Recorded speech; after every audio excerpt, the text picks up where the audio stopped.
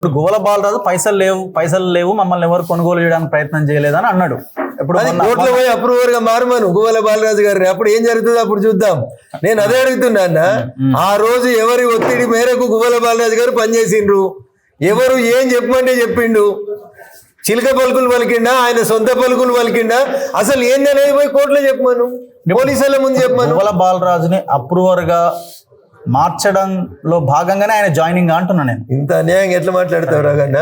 2 సార్లు ఎమ్మెల్యేగా చేసిన ఆయన, ఒకసారి ఎంపీగా పోటీ చేసిన ఆయన, 10 ఏళ్ళు ప్రజల చేత ఎన్నుకోబడి మన్ననలు పొంది గౌరవ శాసనసభ్యునిగా ఎదిగినటువంటి వ్యక్తి తనకు నచ్చిన సిద్ధాంతాలు ఉన్నటువంటి పార్టీలకు వస్తే ఆయనను అప్రూవర్ గా మార్చుకునేందుకు పార్టీలో చేర్చుకున్నారా అంటే ఇంత వంకర బుద్ధి ఎందుకు రాగానా? నేను స్టేట్మెంట్ ఇస్తలేనన్నా, క్వశ్చన్ మార్క్ పెడుతున్నా, మీరు దానికి ఆన్సర్ చెప్తారేమో. అదే నువ్వు అది టెలికాస్ట్ చేసినప్పుడు కూడా క్వశ్చన్ మార్క్ ఆశ్చర్యార్థకం పెట్టాలి, పెడితేనే జర్నలిజం విలువ. క్వశ్చన్ మార్కే పెడుతుంది. పైలట్ రోహిత్ రెడ్డి కూడా వచ్చే అవకాశం ఉందా?